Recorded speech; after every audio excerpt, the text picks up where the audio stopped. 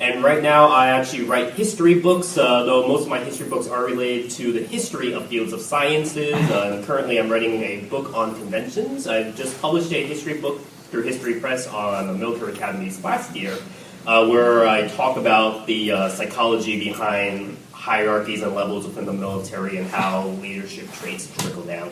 So that's kind of my field as well. So it seems like we kind of have... I mean, his field sounds all official and hard sciencey. In my field over here, I'm like, well, I've published papers on transgender studies, and I published papers on why you develop kinks and fetishes, but that's beside the point.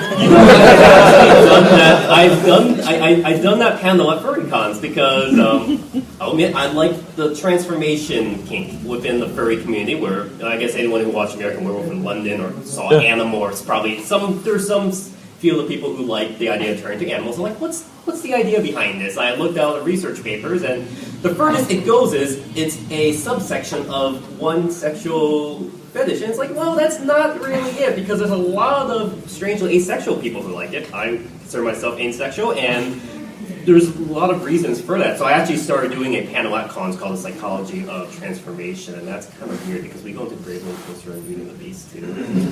Yeah, but this is not a furry con. This is obviously a Brony con because we have no furries in the crowd, right?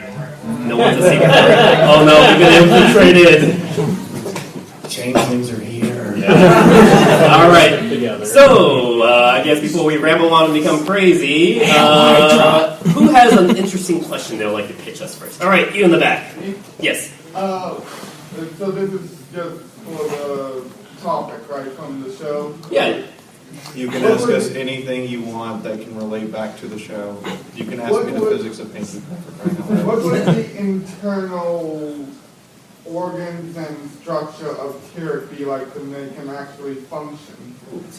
Like, would his heart still be in the torso, upper torso, or in the horse torso? Okay, so this is where my, I guess, evolutionary biology side comes in, and actually that's one thing we have to play with. How would, like, a dragon or a centaur naturally evolve within biology? Because it technically cannot. These chimeric creatures would not be able to evolve because if you notice, the 6 limbs are not something that are found in most vertebrate creatures. It's a really odd thing. So things like, I think, extra limbs or wings would have to be vestigial organs from something that was completely different. And my thing is, if you actually look on how snakes and whales separately evolved, they still have remains of their previous limb structures, but then also evolved new ones. In the case of snakes, they completely weaned out their legs, but you can still see some of their bone structures there. On the case of whales, obviously they evolved more fins, but then the fins kind of did something else. They also had, some whales have dorsal fins, which is, if you think about it, kind of like a new limb. So Tyrek.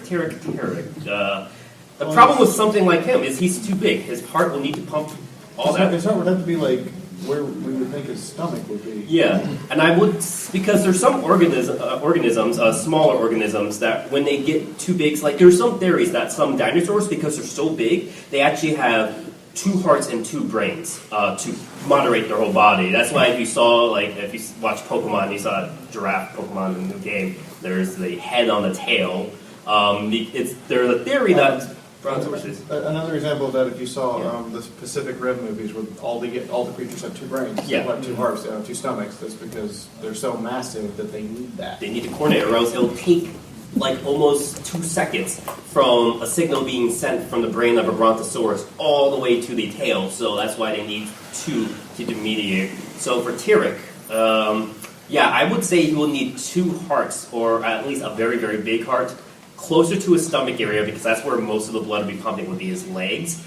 And then his brain would have to be very, very massive to also control that, which I guess makes sense, because he was able to kind of outwit Discord. Well, he could have a large brain in his head, and then he could have little nervous substations down his spine, similar to a human, except for much, much more developed.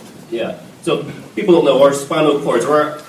We think of most of our thoughts and all the controls coming from our brains, but we humans are actually really advanced that our spinal cord is kind of like a secondary brain. And that's why we theorize, if you look at a lot of these dinosaurs, that's how the second brain evolved from larger, well, actually that's where cancer comes in.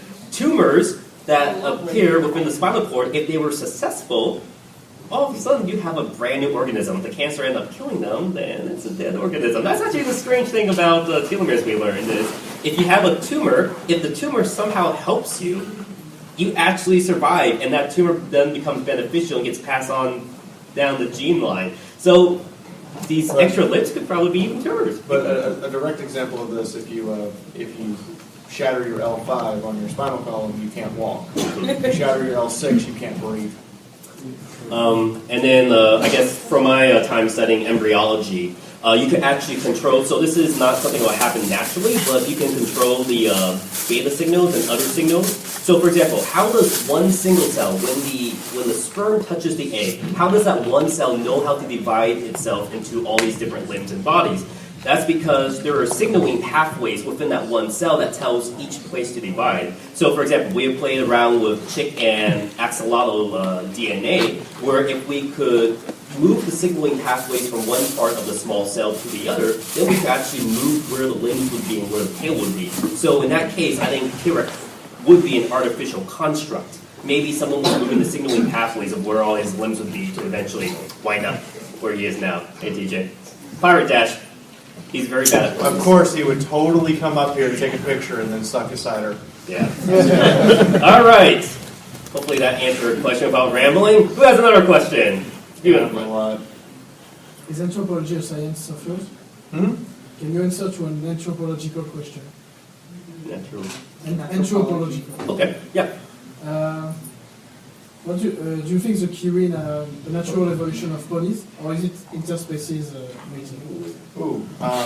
The funny thing is, when I started in the fandom back in 2010, my original OC was a kirin, or I guess that's a Japanese term, the Chinese term scaling.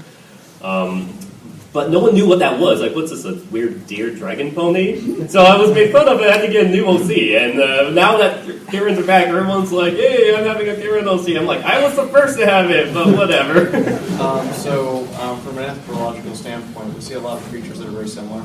Hippogriffs, Kirins.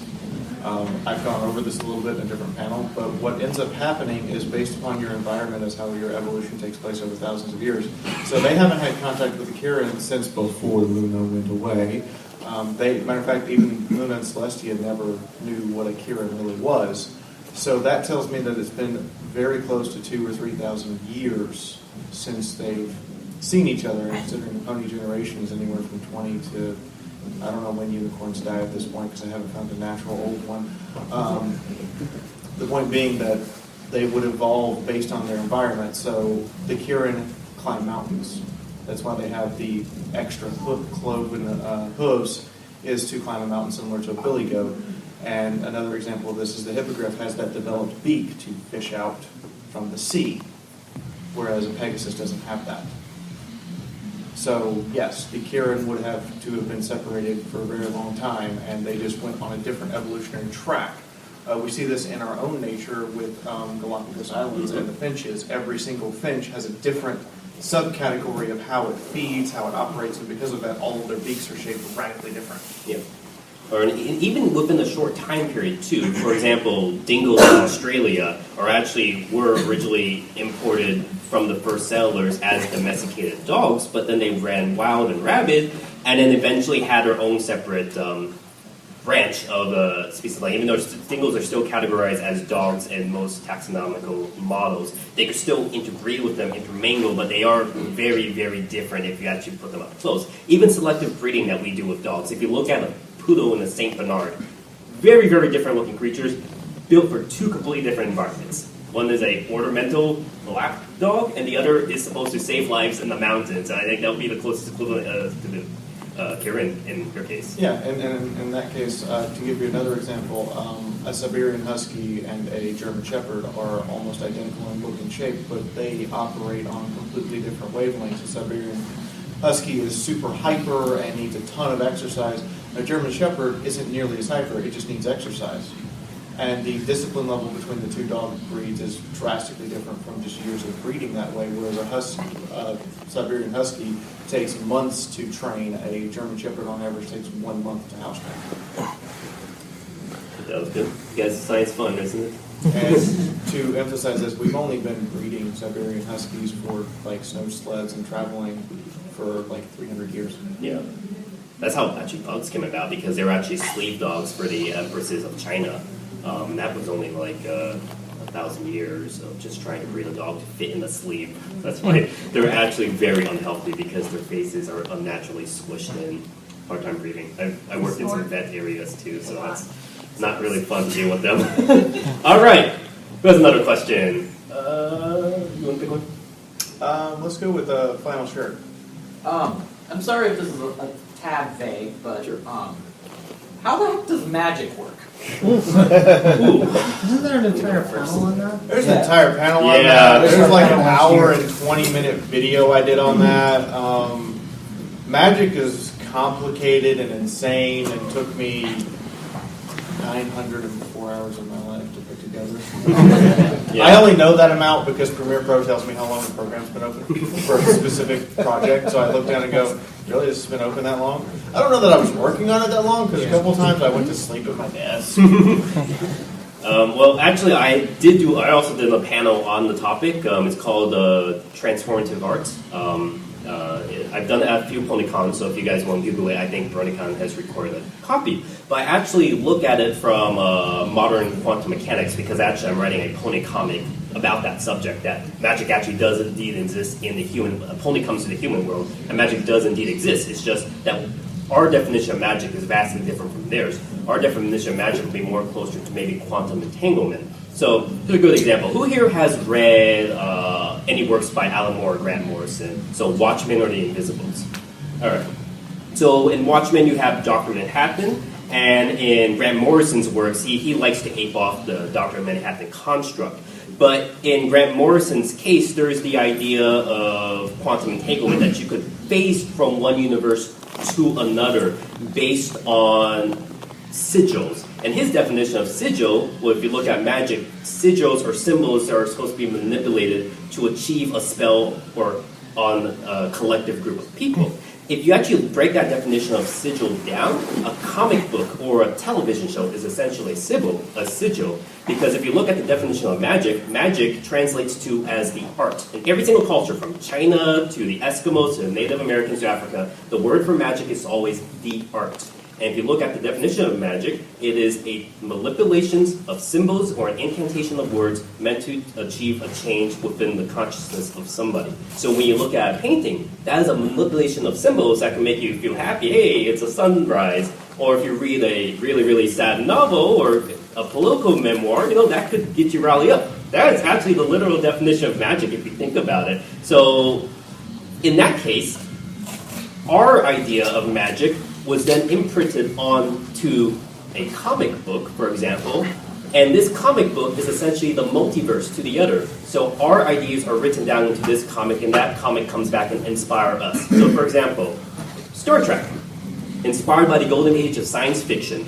Everything in Star Trek, from communicators to touchpads and stuff, eventually came back and inspired our NASA scientists to go out to explore, inventors to create what they saw in Star Trek. So definition of magic in that case would be this transformative process.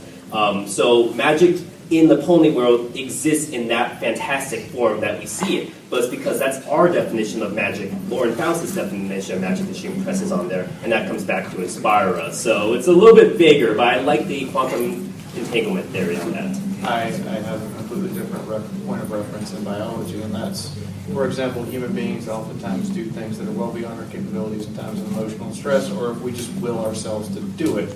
Example, you have your hand out here on the side of the window in your car, you get hit in an accident, and suddenly your hand is crushed through the metal. This should be physiologically impossible, but it's happened on a regular basis. Another example is a person is clearly dying. They should be dead. Their heart stops, whatever, and then it just restarts through sheer force of will. And this example, the horn of a unicorn or the horn of an alicorn, is using that force of will as a focus point in order to extend that will beyond their own body, which allows them to manipulate the world around them without directly having to interact with it. Yeah, I think you're right, because there are cases of mothers who, like for example, their child was crushed by a car, and a mother could just go lift the car up and grab the child, superhuman strength, this rush of adrenaline at that split moment, the flight or fight response. How could you all of a sudden outrun a vicious attacking dog or decide to go and punch the alligator in the nose, which has happened, and it stopped an alligator. That's